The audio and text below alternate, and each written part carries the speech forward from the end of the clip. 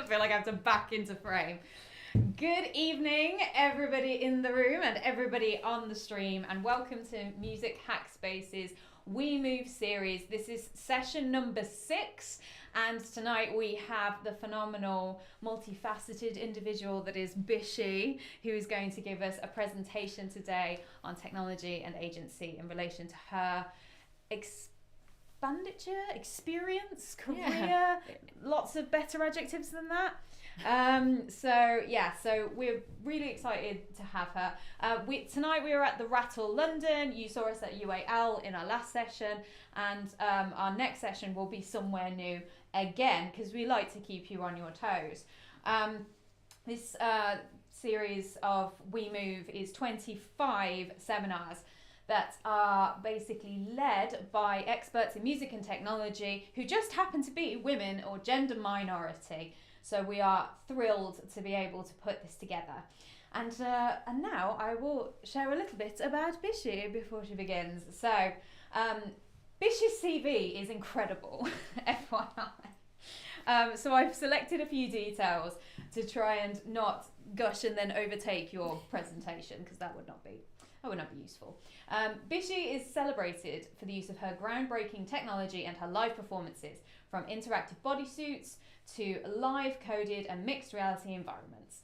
Collaborations include Tony Visconti, Ono Lennon, Jarvis Cocker, and the London Symphony Orchestra. I love how the juxtaposition of these people is wonderful. A passionate advocate for inclusivity and gender equality, Bishi founded which is Women in Tech Creative Industries Hub, a non-profit organisation supporting women, trans and non-binary creative practitioners in tech, platforming music creators since its inception in 2016, with salons and live events featuring diverse guests including Imogen Heap, Animatronic and Mira Calix.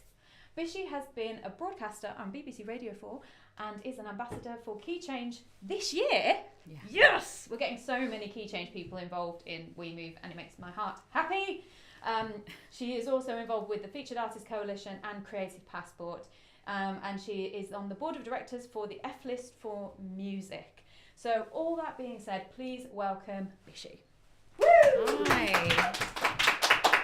Hi, thank you. Good evening, everybody. Thank you so much for that warm introduction.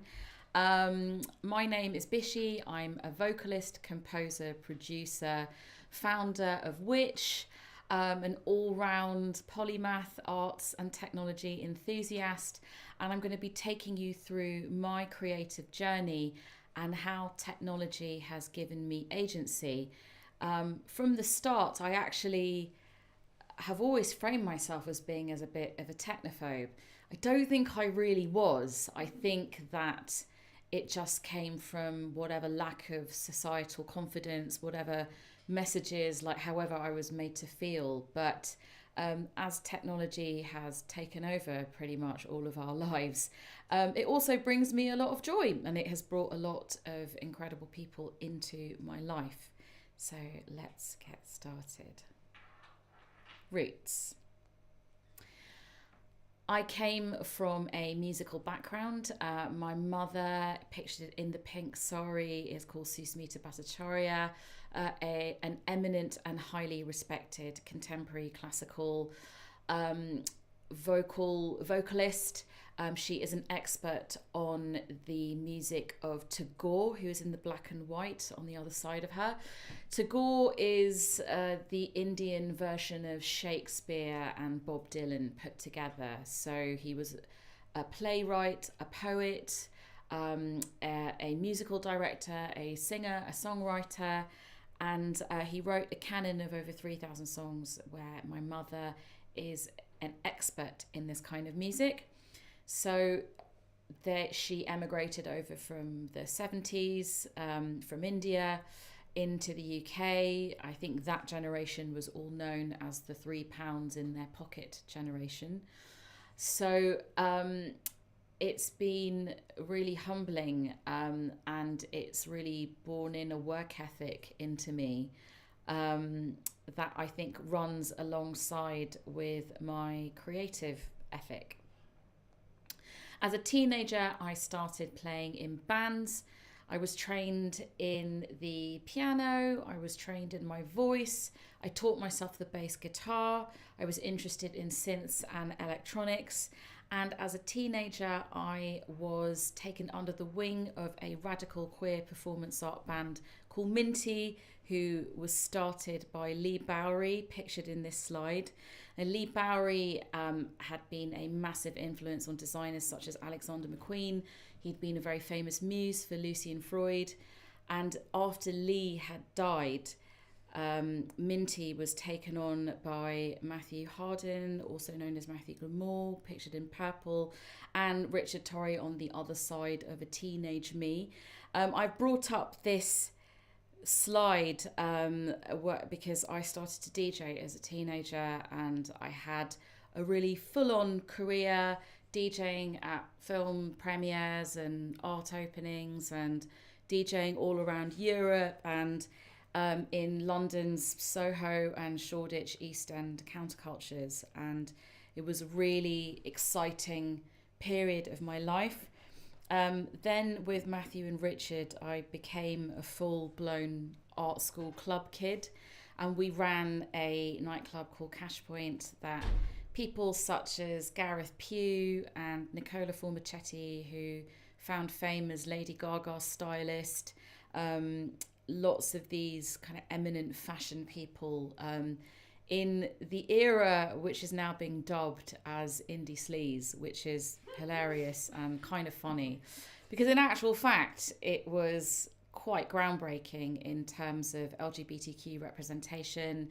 There was a really underground, really vibrant, much more inclusive element of it that doesn't really get quite remembered. It's all of the straight rock bands who get most of the say over that period, but never mind, we were going and we were strong. So as a teenager, I was taken under the wing of my sitar guru, Gaurav Mozumdar, who is a senior disciple of this sitar player pictured. He is called Pandit Ravishankar, a legendary authority on the sitar and a legendary icon of world music, made famous by his friendship with the Beatles and with George Harrison in particular. So I was DJing and I had a laptop, so I started to program my own songs and I started to program my own music. Of course, I would come to learn almost like a decade later that I was technically producing my own music. It's just that I was made to feel that that wasn't the case, or it wasn't substantial. I was actually surrounded by other music producers, and it was all about who could be the most aphex, who could just make their own patches, and if you were just using plug-in synths and having a bit of a fiddle, that wasn't really production. You had to take a microphone out into the street and clunk on some metal and tune everything, and that was production, all that kind of nonsense. And unfortunately I believe them. But anyway, so my next really significant bit with technology was turning this humble studio sitar into an electric sitar. My first album, Nights at the Circus, was mostly quite folk and quite classical inspired, and I wrote it on this studio sitar, which all of the traditional sitar players hated, but it was really useful for me. And I was on the road supporting another artist, and there was a female sound engineer, which is very significant, and she was Sigur Ros's sound engineer, and she suggested that these AKG C411s would be perfect to help amplify my sitar in big rock venues. I toured all over the UK, I toured all over Europe and all over North America. It was really, really good fun. And it just, it's very significant because there again, I was made to feel that this wasn't necessarily technology, that I was mostly committing some kind of profanity, taking a traditional instrument and then amplifying it. But deep down, I knew it was rubbish, and I knew that I was right. But anyway, so with my first album, Nights at the Circus, I started my own label, Griffin Records. It was very unusual back then for an artist to have their own label. It was seen as a bit of an act of vanity, or like you'd been a bit of a loser. But as what has come to define my career is the lack of representation that's met with a lot of opportunity, and opportunities in which I have continued to pivot and to grow and to sharpen and learn new skills, incorporating what is a very immersive visual and performance experience with my real skills as a musician. So these are some shots which were taken from Shoreditch Church with a Grammy-nominated organ player called Cameron Carpenter. And at this point, I was in a creative partnership with one of the founding members of Minty. He was Matthew. He was in the purple pictured earlier. And I really learned how to be an executive producer. I really understood not only is it about your music, but it's about the atmosphere and the whole kind of immersive vibe, to use a very 2022 word. But I really learned about how you put a show and how you put presentation together, and that you have to really present your music on so many levels. And so this training really began 15 years ago when I started to release my own music.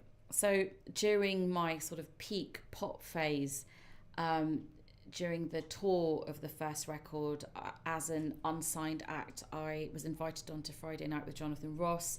I had 2 culture show specials, which used to be a really big show on the BBC. I had the first album performed by the London Symphony Orchestra. I went on a stadium tour, or an arena tour, I should say, with Roisin Murphy. And we all thought I was going to be a massive pop star, and then it spectacularly did not happen.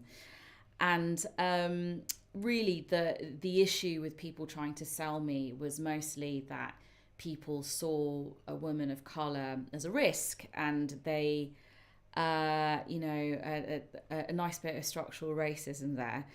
But what was opening up to me was the art world, and this is where Matthew and I really came together with an interactive artist called Oscar Soul to create the piece Call of the Tiger, which was originally commissioned by the Whitechapel Art Gallery.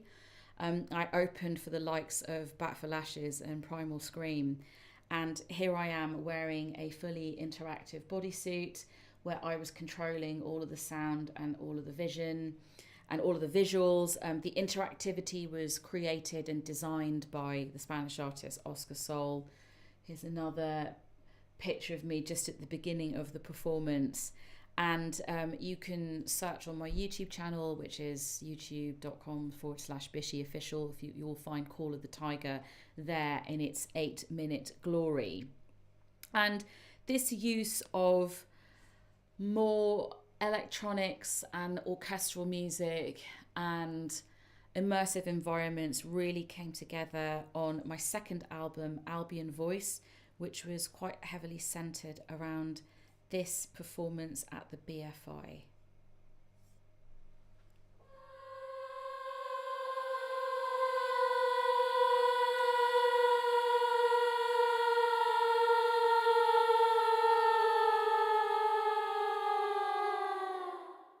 The more I see pleasures about me, so much more I feel torment within.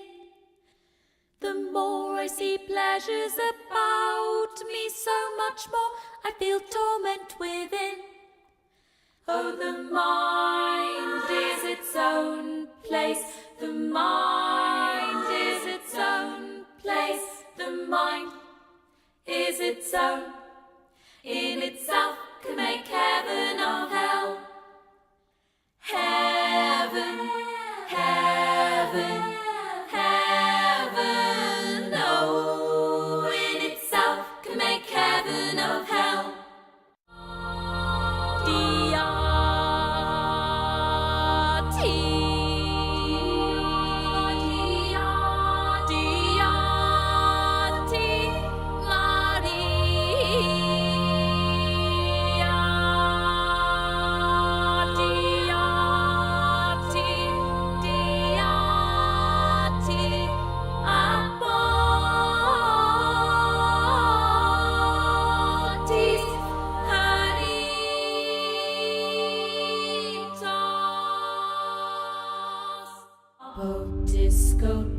Scotias, to pause somete apotis Scotias, to pause somete apotis Scotias, to pause somete apotis Scotias, to pause, to pause, to pause, to pause,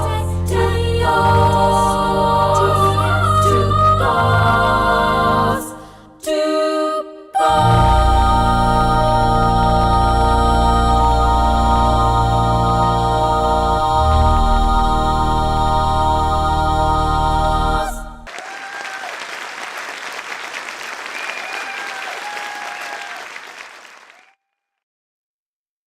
The album Albion Voice was really centered around exploring notions of Britishness and what Britishness meant through my eyes as being a child of immigrants, of being of Bengali heritage. Matthew and I were really working with imagery that challenged the notion of power and challenged the notion of authority and who it was that, you know, like we were really asking, what is England?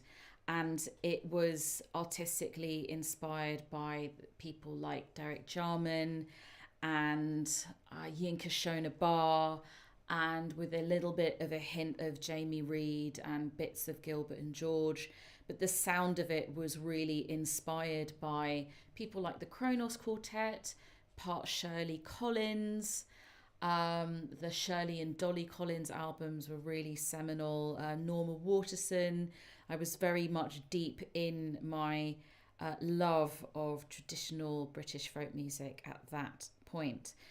And it was really cool as a fully independent operation. I got to headline places such as Coco. We sold out Coco. We sold out the BFI.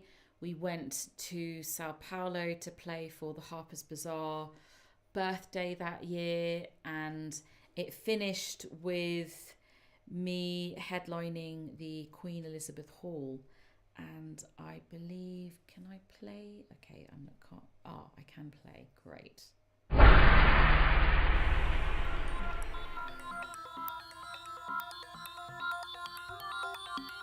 In every heart there are two flames, the flame of anger and the flame of hope. It is true as I heard say, King George did hit the dragon slay. Gram chhara boiranga matir pot amar mon bhulai re. Heaven, heaven, heaven, oh, in itself can make heaven of hell. Do not stand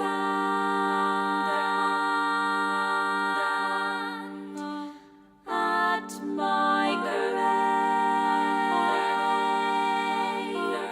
Maria,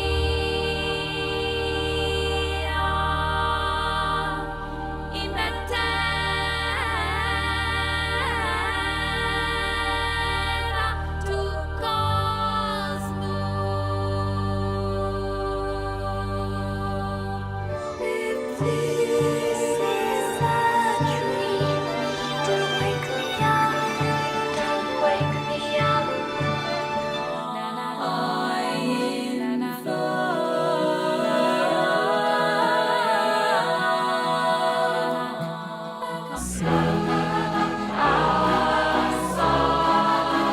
of the sea and the ship of fools.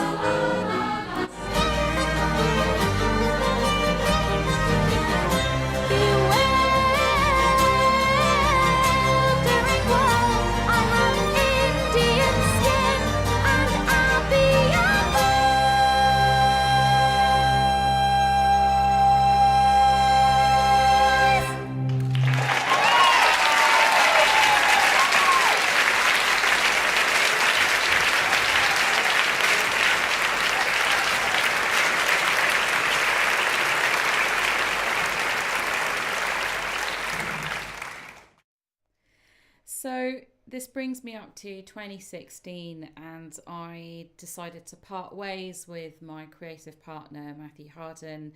I really had to take things on in my own capacity. So I started which is the Women in Technology Creative Industries Hub. And as I had toured the Albion Voice project, I realised that there were all of these women and gender minority artists around the world, and they really needed a place to go.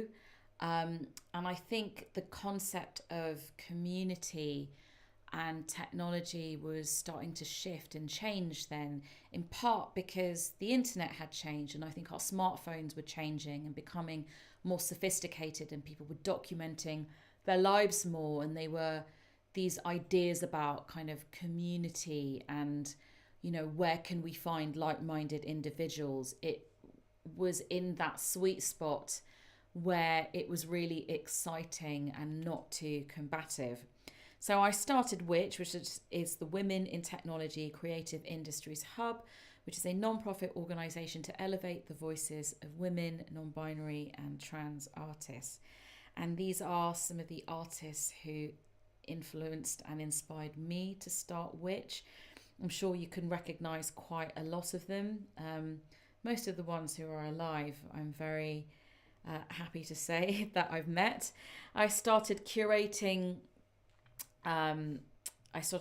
salons at a really fantastic venue, which was along the canal in Haggerston called the Barge House. And we had presentations from the likes of Imogen Heap, Anna Matronic, Leslie DeRay, Rebecca Ubuntu.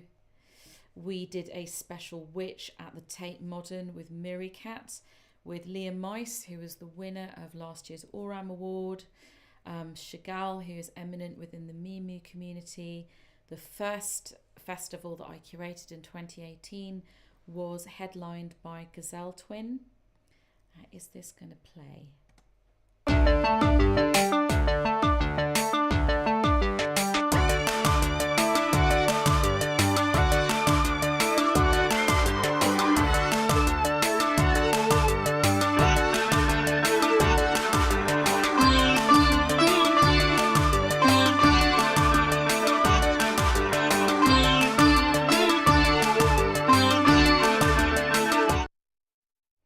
And obviously, we all know what happened in 2020, a pandemic hit. So it forced us to all go online and really think about culture and technology and connection from a completely different aspect. But for those of us who are already active on social media and on the internet, you know, hashtag, maybe they're on there a little bit too much, there was a perfect segue into the next stage of being able to thrive and re-question and re-look at what community and what collective meant online. So in June 2021, I curated something.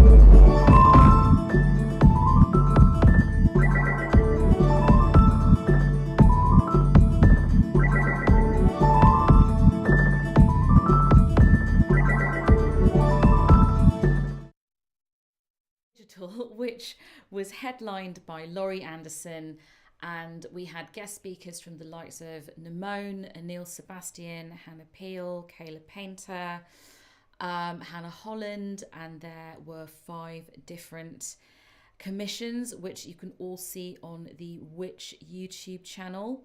It was all very exciting. This is a really fantastic shot that someone put together on Instagram of Laurie Anderson imparting her wisdom. There again, that is on the Which YouTube channel, and you can just see just how taken me, Hannah and Kayla were.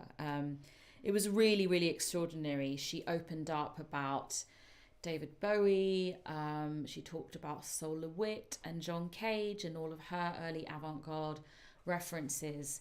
And she is a grand mistress of technology, but really the talk was much more emotional and much more spiritual and much more about the agency of being an artist and the confidence that you have to have in order to keep going and to keep asking and to keep in connection with one another. And it's really quite life affirming.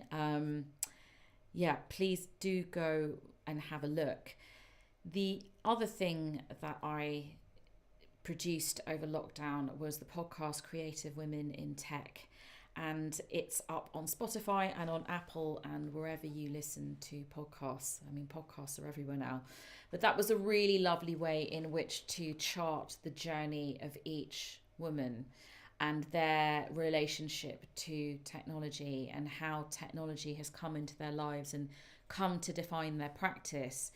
And it might all be because we're of a similar generation, but the Barbie tape recorder seemed to be very big for everyone. And yeah, like tape machines featured heavily, but I'm guessing that we're all of a similar bit of the millennial, you know, generation where that would have been that or a vinyl player. These were very prominent in our childhoods. But yeah, there are some really fantastic interviews.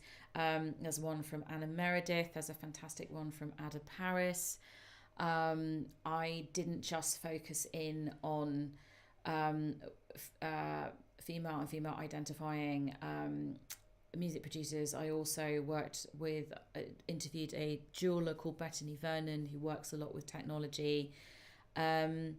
And so, yeah, this is really, which has really been where I've stepped into my full understanding of myself as a technologist and my full skills as a music producer, as a programmer, as a curator, as an all-round executive producer. This EP here, The Telescope Eye, was commissioned by Delia Derbyshire Day, which is an organisation which celebrates the life and work of Delia Derbyshire from an educational perspective. It was the first performance where I used a mini Moo glove, which I believe is to be pretty much as powerful as a major Moo glove. You're using exactly the same software, and I was using it as a vocal effects unit, and there was a spectacular crash, and then I got everyone in the British Library to summon back the spirit of my laptop, and then it worked. It was so everybody was really in it. I'm just like, I all needed to go together. It's great. People love that kind of stuff. Another major project over lockdown was the release of my single and remix project Don't Shoot the Messenger, which was produced by this man here, Tony Visconti, who is famous for his work with the likes of David Bowie and Mark Bolan, Sparks. He's worked with U2, Hazel O'Connor. The list of his production achievements kind of go on and on and on. But what was really lovely about working with him is he was the producer who taught me that I was a producer, because he asked me how I write music. And I explained that in my studio, I have various vocal mics set up, then I have my sitar, I have my piano, I have various synths, I have a bass guitar and a few other stringed instruments. And he said to me, well, that means you're a producer, which I didn't realise. I thought that I was just demoing, or, you know, no one had ever really pointed out that what I was already doing was production, because that's you're finding your sound and you're defining your sound. And it was really memorable. He sat next to his rack of Eventide processors, and he was like, yeah, sure, you're a producer. And I said, but what about all of that technical stuff? And he patted his rack of Eventide and was like, that's the easy bit. I've felt the full authority of calling myself a music producer through this collaboration. So this song, Don't Shoot the Messenger, was the first time that I started programming my electronic sitar through MIDI pedals as a looping device and writing in that way. So this is a very, very early video of me. Recording layer number 1.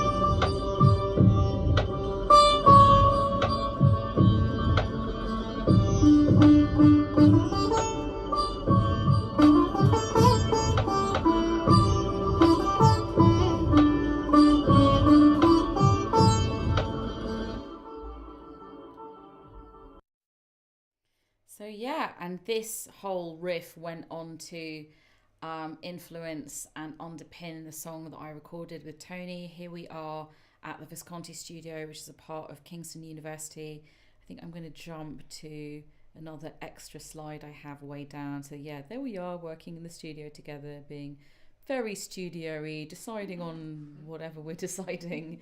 And there's a whole bunch of analog equipment that they train the students at Visconti Studio in this kind of analog recording. And so what this then led to was my first collaboration with the mixed reality company Volta. This is an incredibly low-res render, which I kind of love because mixed reality is so in the other direction that I like the juxtaposition between the two. I did manage to insert a YouTube link from the mixed reality presentation of this song, Don't Shoot the Messenger. I'm going to play it, but I'm going to scroll forward and we'll just see a little bit of me in action. We filmed it here at the Rattle, and God, what an experience that was. And I think it was very definitive for everyone involved. So I'm going to... Okay.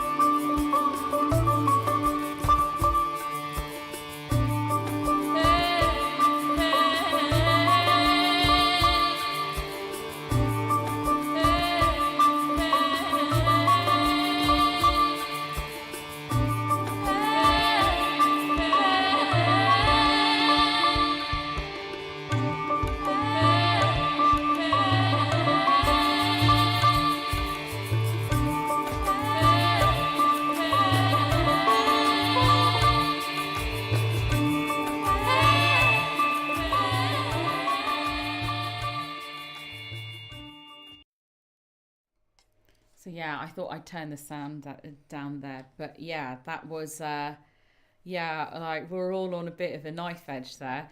What was really brilliant is this was streamed through Twitch, and we had lots of people going, I can't believe this is free. And then the Volta CEO, Alex, his mum, was like, "Hi everyone, it's Alex's mum." And then they were like really defining moments in the like general communal chat. That was really. It's actually nice to like objectively view this, because I really don't like watching. I really don't like rewatching performances of mine. I'm just like, oh my god, cringe, mega cringe. But it's like, oh no, we did something great. Anyway, so it's been really lovely to sort of grow a relationship with Volta. I have been helping them to develop their Volta Create, their live streaming platform that they're making for musicians and performers and DJs. And this is a short GIF from a very ancient version of it about a year ago. And this is my first foray into starting to program my Ableton setup into their sort of visual platform. So I'll play a little bit from this video here. I'm just gonna go over to Vimeo. Right.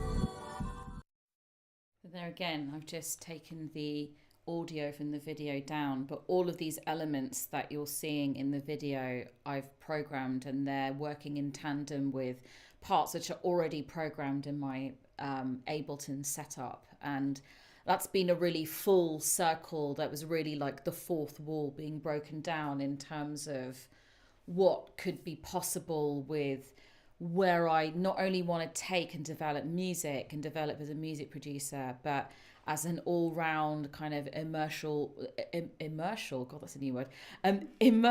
audio-visual musician. Immersial, I'm going to remember that word. So now Volta have this fantastic platform called Volta Create, which obviously this is from the early version of, come on Keynote. There we go. And it's incredible what it can do. So this is just something that I threw together one Friday afternoon, literally in my front room.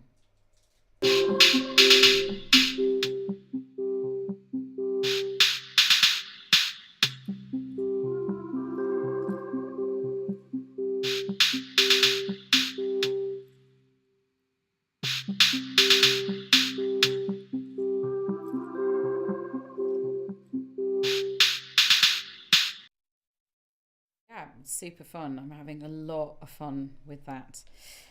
So another major project that happened last year was the release of my third album, Let My Country Awake.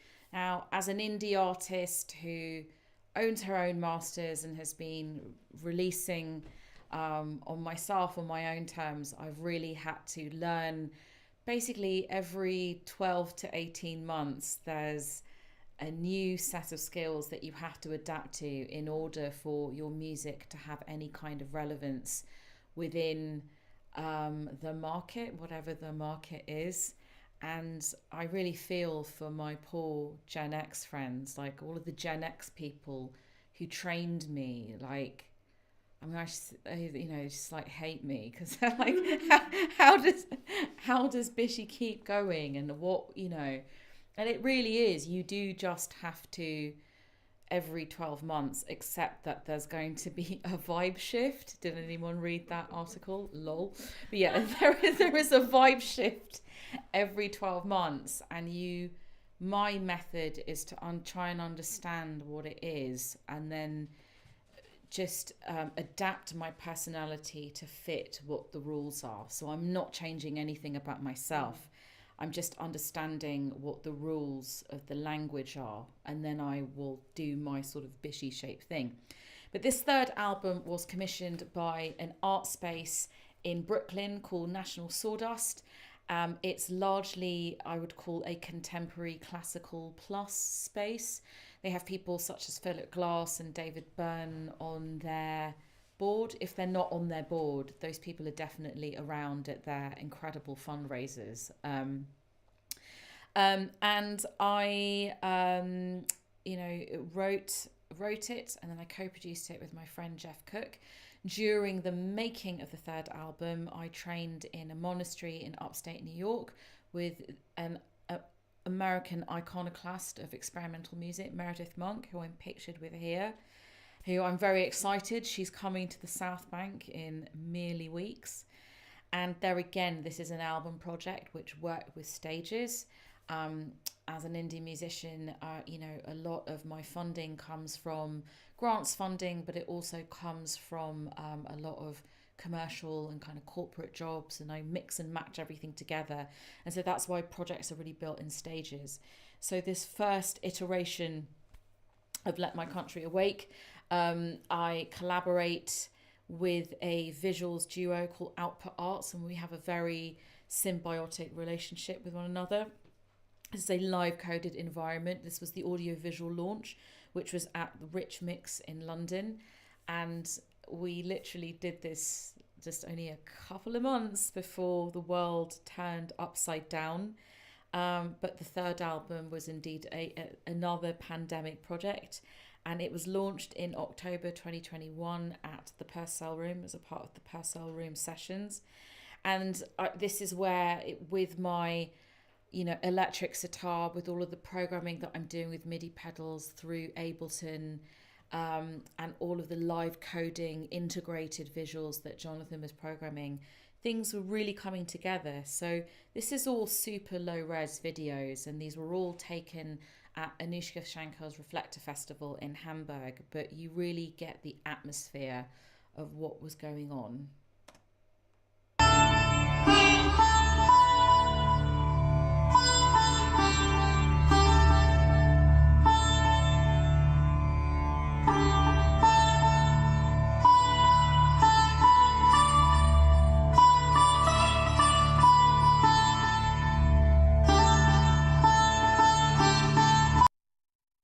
That was short.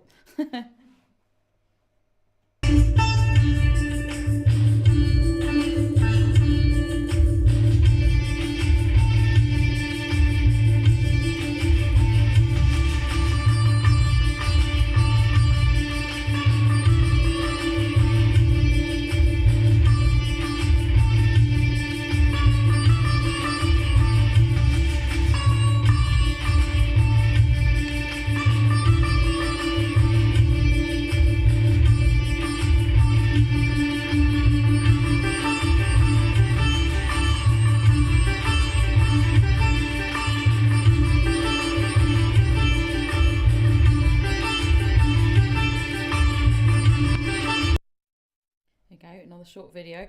What I really like about this very lo-fi clip is you can actually see me step onto the illuminated pedals, which are on the floor, or at least I can make that out.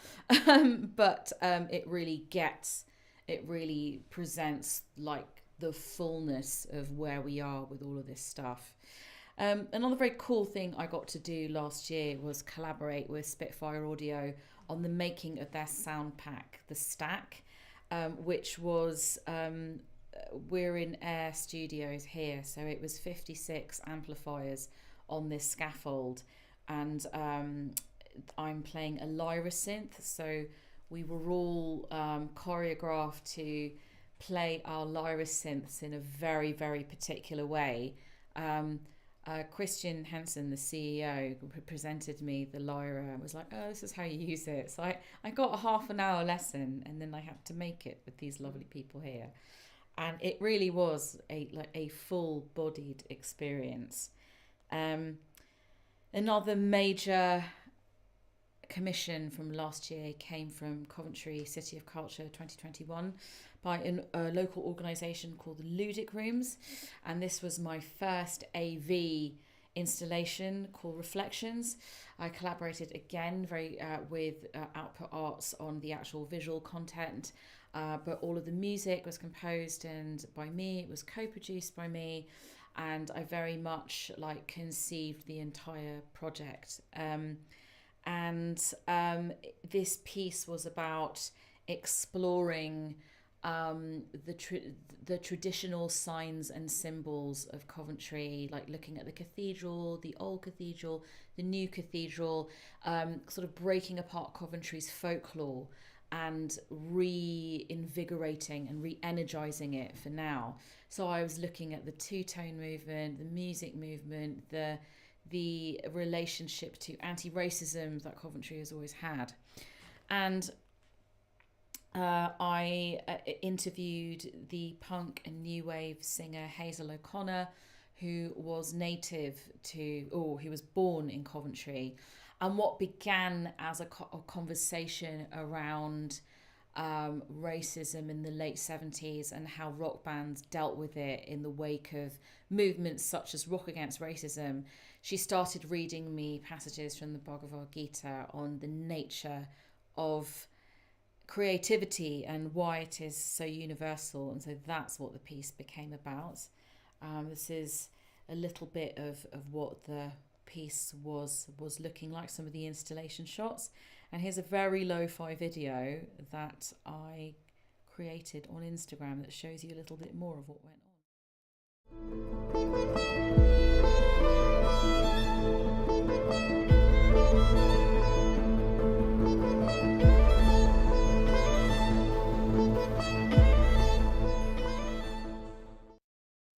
So all of these 5 screens here, we all went and did a load of volumetric capture in and around Coventry. There was volumetric capture of me performing the music and kind of moving to the music, and that became the finale of the entire piece. So you'd start at one bit of the canal and then walk over to this sort of grand finale. And yeah, it was another really extraordinary experience. I called the piece Reflektions. I had no idea that obviously the water itself was going to be a reflective surface. And I really just, the process gave me so much in terms of that full integration between composition and music and sound and visual. There's just something about that which is so unbeatable for me.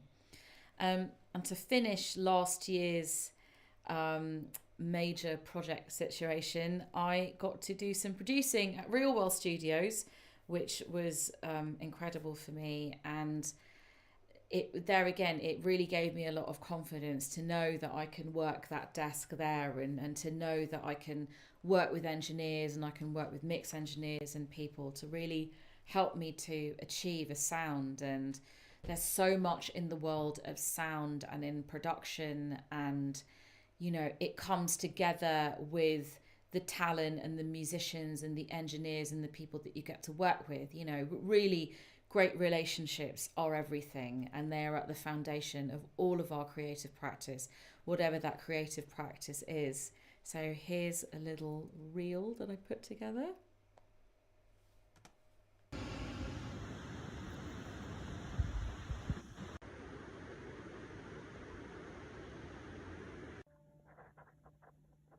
Bishi.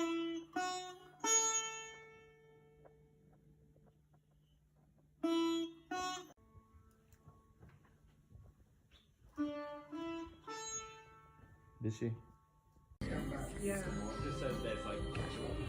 Really professional, right? Very casual. Really professional. Yeah, I know, I think it'd be nice to have a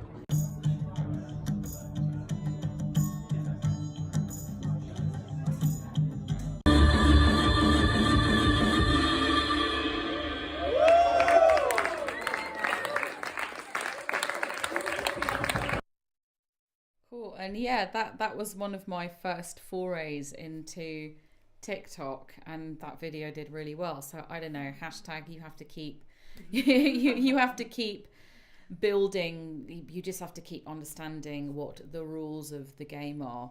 So that brings us to the end of my presentation. You can find me all over the internet. Everything is Bishi official, with the exception of Twitter, which is Bishi_official. You can find Witch, WITCIH, on Instagram, Twitter, and Facebook, and on YouTube as well. And yeah, I'm just really happy that I'm doing exactly what I want as a creative person, and I hope that this talk and this presentation inspires you to do the same. Thank you very much.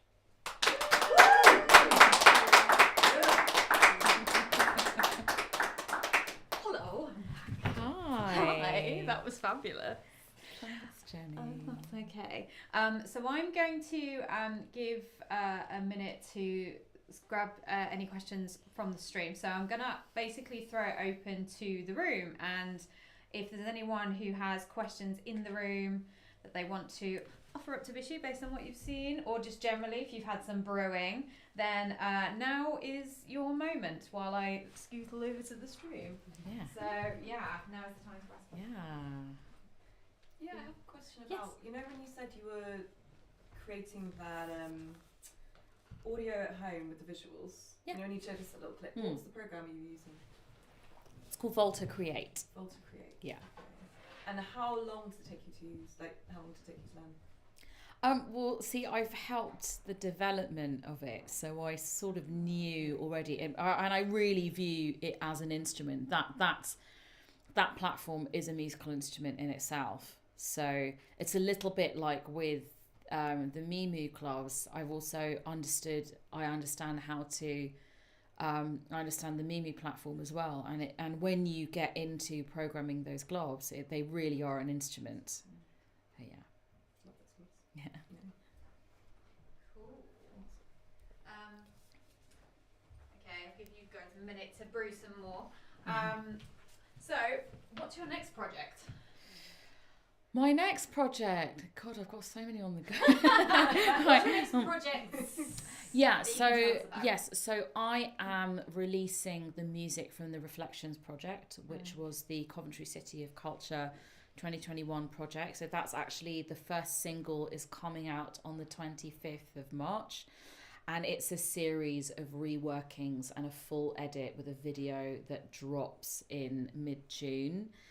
And what else can I talk about? I'm writing for an orchestra at the moment, and that will all be in the public domain at the end of March. Yes. But yeah, it's online. It just hasn't been formally announced, so I can't really say who. Okay. Yeah.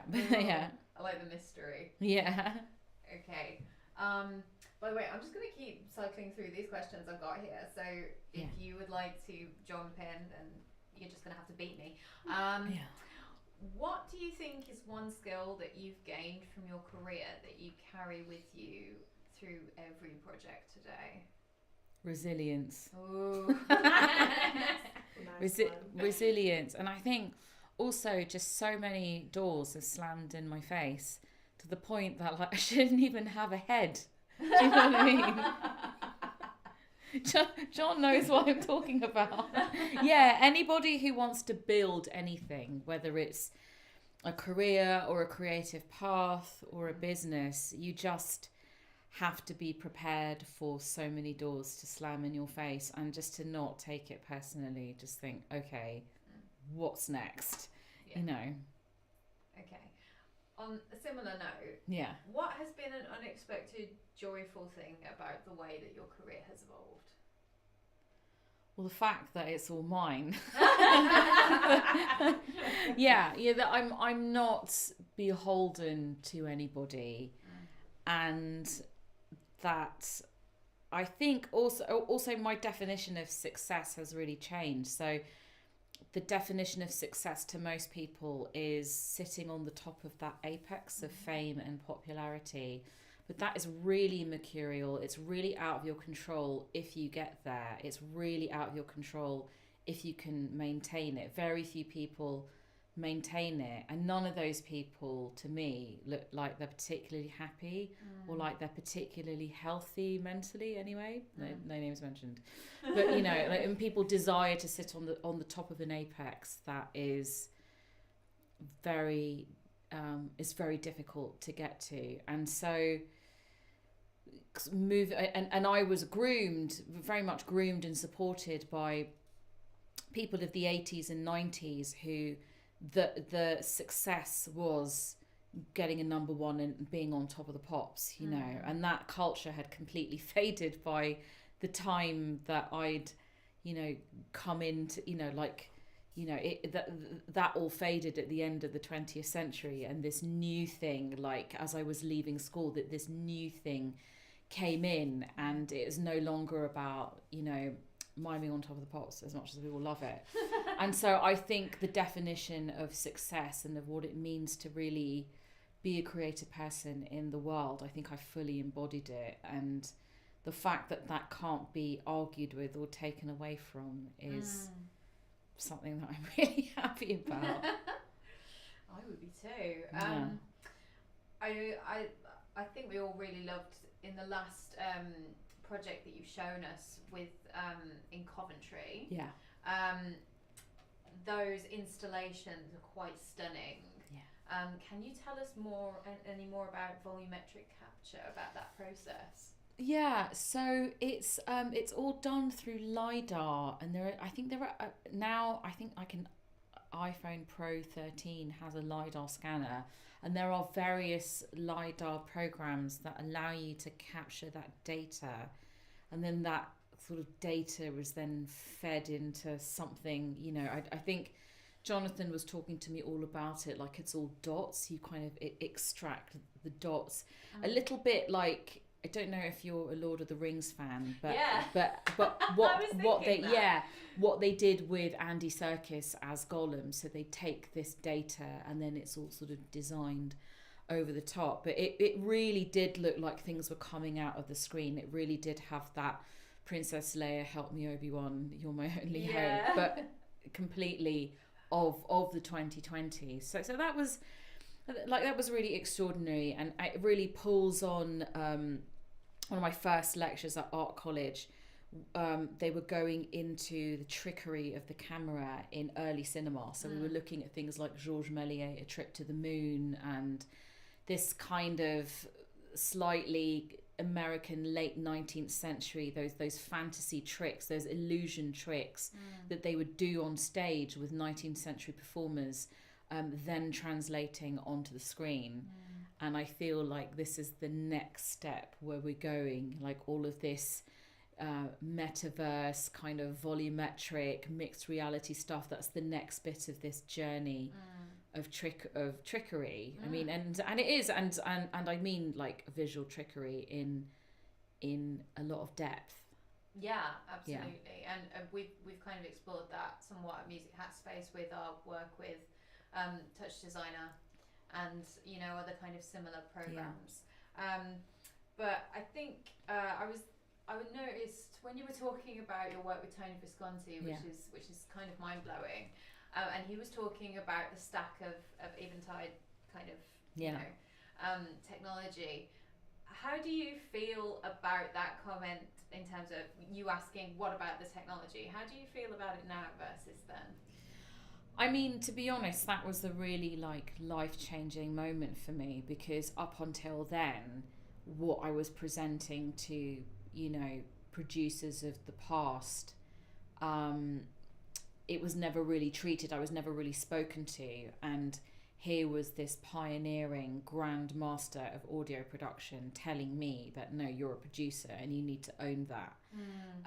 So yeah, that definitely shifted something in me for good. And I actually think that all of the good technology people, whether they're men or women or gender minorities, when people are into the creative spirit, they really want to share what they're doing, and they want to share their skills, and they want to show you things, and they want to teach you things, and people want to teach each other in that really giving way. I think it's in people of a really selfish mindset who decide that, you know, like, this is technology and that is producer, and like, yeah, I think the people of my teens who all decided that, you know, no, you've got to get really affects about everything and like build your own max patches, and like if you don't, you're just like a fake, you know. Yeah. But when you're like 18, you're like, oh well, you know, I mean, they know what they're talking about, you know. Like, I think you get a snobs in every generation though, right? Yeah. Yeah, and they just manifest in different guises. Yeah. Depending on the area of interest. Yeah, and also it's just because like people are also just full of rubbish and they'll just say anything, you know. But it's when that rubbish is told to you at a point when you're insecure and impressionable, that's when the real problems are. Yeah, when you're developing. Yeah. Yeah. I have a question. Yeah. Do you mind? Yeah. I just want, out of interest more than anything, but like throughout your career, even right from when you were, you know, figuring it all out Yeah. years ago, have you ever experienced burnout or creative blocks? And if so, like, what do you do to combat them or to Yeah. get through that?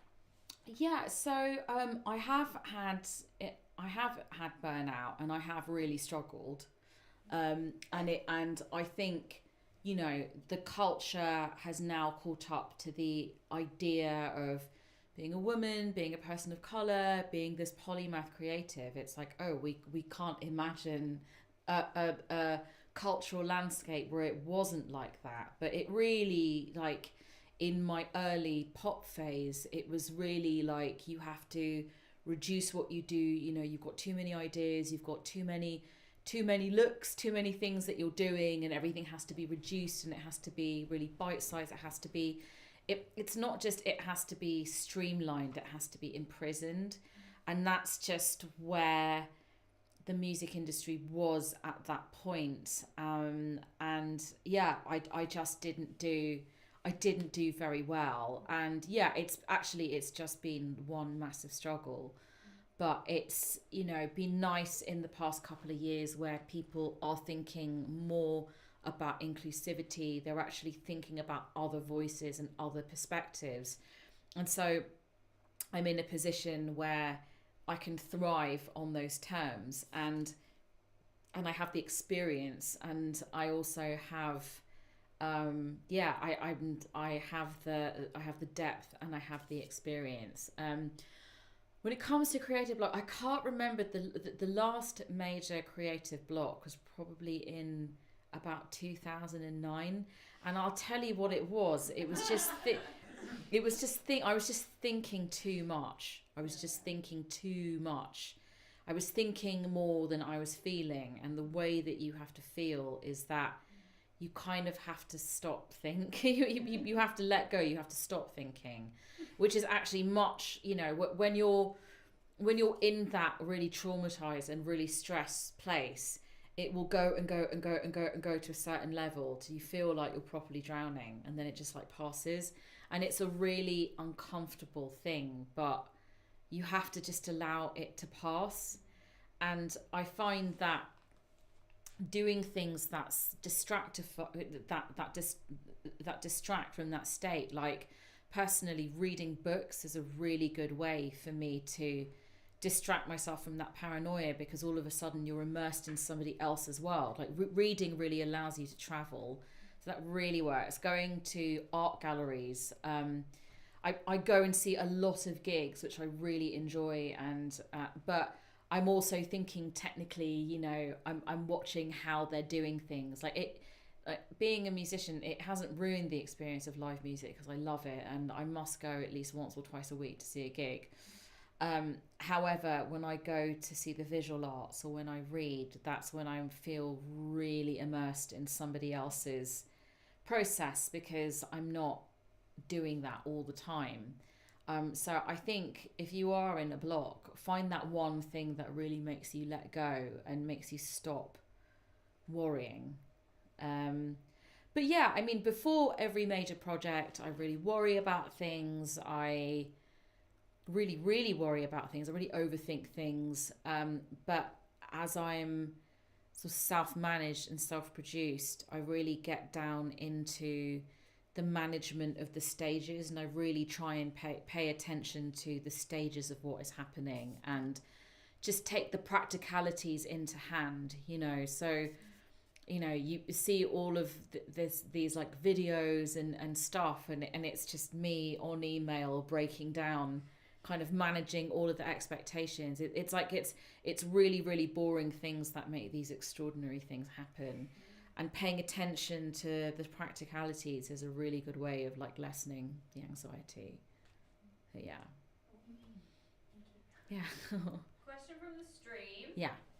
What advice would you give to someone wanting a long career? Don't piss people off and don't argue with people. No, seriously, I'm working with some much younger people at the moment, and yesterday I had to unpick a big misunderstanding between two very lovely sets of people. And I know it's really seductive, like you've had a bad day and you just want to post on Instagram and you want to, you know, moan about someone or bitch about someone. Just don't. Like, you've really got to think about when you're in a difficult spot, you know, how are my words going to carry through? Is it really worth having a spat? Is it really worth, you know, you've got to really think about how you are exerting yourself, how you are going to deal with conflict, how you are going to deal with misunderstandings, because I've just seen too many people crash and burn. And then I've seen a lot of people get in that apex of fame and like they think they're God and they think they've got it made, and they just haven't, and they've, you know, spent all of their advance, you know, done, you know, the weights, you know, the substance abuse, everything is just out of control, and then at the end of it they have nothing. And I'm really conscious of things like that. Like, there again, it's really hilarious to be debauched and to be sort of like out of control or whatever, but there's only a set amount of time you can really get away with it before you just, you know, you basically can't afford to get away with it anymore. So I think, like, you know, really think about how you're exerting yourself. Think about how you're going to deal with conflict and disagreement, and if it's worth really jumping off at the deep end, because most of the time I really don't think it is. And you know, be realistic about your circumstances, and, you know, build good relationships. That's all it comes down to. Build a good relationship with yourself, build a good relationship with people around you. That is the way that you have a long career. And also just keep turning up. Like, people take the piss out of me all the time. It's like, oh, you're always out or whatever. And you're like, firstly, I go out to things because I like to support other artists. And secondly, like, yeah, why not? You know, every other person's doing it. So, yeah, just keep making things, keep going, and think about more productive ways of resolving misunderstandings and conflict, because, you know, don't burn too many bridges, because it's really sad. I've seen people not come back, and it's really sad. Do you have a top music production tip? Do I have a top music production tip? Wow, that's a really good question. Well, the way that production has been presented back to me is it's really the sum of your strengths. So when I talk about my production, it's my voice, it's my sitar, it's keys, it's all of these different things. That's my strength, and also sort of lush harmonic textures is another really big trademark of my music. So definitely investing in some decent equipment. I don't know if that's a massively technical tip, but what I would say is just pay attention to the things that you are naturally really good at. And the things that you are naturally good at are the things that you naturally gravitate towards. Like they're the instruments or the microphones or the techniques that you have where you're not even thinking, you know. I've worked with mix engineers who are like, it's like watching a sous chef, you know, the way that they chop everything up and take all of the silence off, and then they'll just shove something on and like, you know, and this person was so talented, he wasn't even thinking about it. So that would be my top tip. Cool. Amazing. All right, are there any other questions in the room? No? Okay. Maybe. Well, maybe. No, maybe one. Okay. You said you're doing an orchestral project soon. Yeah. Do you listen to a lot of orchestral music? Yes, I do. Can you tell us what? Oh God, yeah. I mean, I guess most of them are like friends and contemporaries. So I love the Hannah Peel Parrot Orchestra record. My friend Alexandra Hamilton-Ayres, who is playing the piano on the Reflektions project. And my friend Anna Phoebe, who's playing the violin on the Reflektions project. Things are on SA recordings. Actually, Anna does a really great show on Soho Radio called Beyond Sea and Sky. I think that's it. But she has really interesting people on there. I mean, you know, the big hitters. I was listening to the last Max Richter album yesterday. Who else? I don't know how you say it. It's they're called VOCES, Voss or Voces. Yeah, Voces. So I was listening to that. A really close friend of mine called Nico Mooley has just scored something on Apple TV, so I'll give that a listen. There's a really incredible composer from LA called Tigran Hamasyan, and I think, is he Armenian or is he half Armenian? But I love his stuff.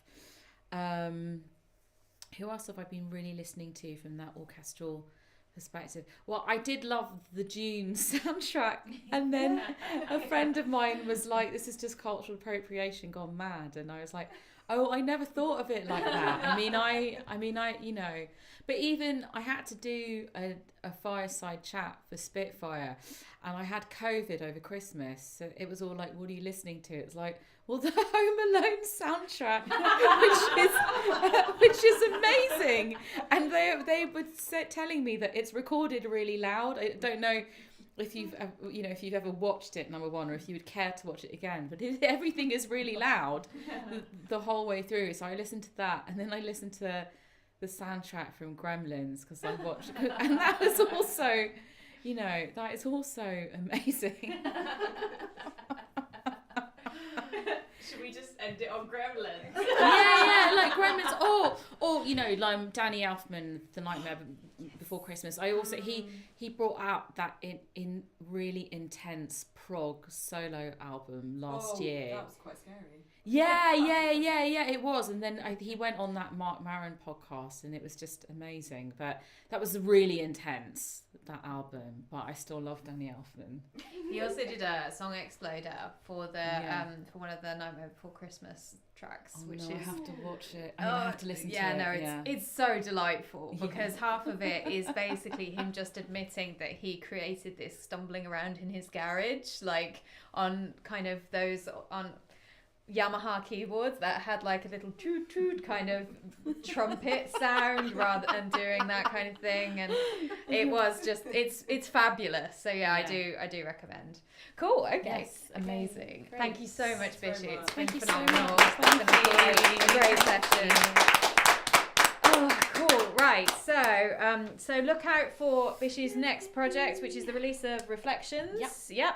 Do we know roughly when we're expecting that? 25th of March on Bandcamp, Spotify, all of the regular places. All of the platformy things. Yeah. Good, amazing. Okay, thank you so much to those in the room and those on the stream for joining us this evening for Bishi's session. We're going to take a break for a week, but then we'll be back the following week with Jess Bartlett's session on data sonification, I believe. That's the next one.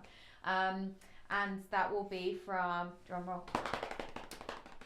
Okay, low drum roll. Thank you guys. From Goldsmiths. So if you're interested in that topic, then we will shortly be popping it up on our website. So do keep an eye out for that and grab a spot if you want to come and witness it in person. There will be a limited availability because the space has a limited space. If you enjoyed it, then do drop us a comment in the YouTube stream chat or underneath the video, as you will be able to access this and play it back afterwards on our YouTube channel, which is the Music Hackspace channel. If you haven't come across Music Hackspace before, we're an educational online platform, and this is a particularly special series, but we also have a ton of courses. Some are paid, some are free, and a ton of resources. So if you're interested in music and technology, then get over there, because there's so much to see and do. And basically everybody have a terrific evening, and we'll see you for session 7 very soon.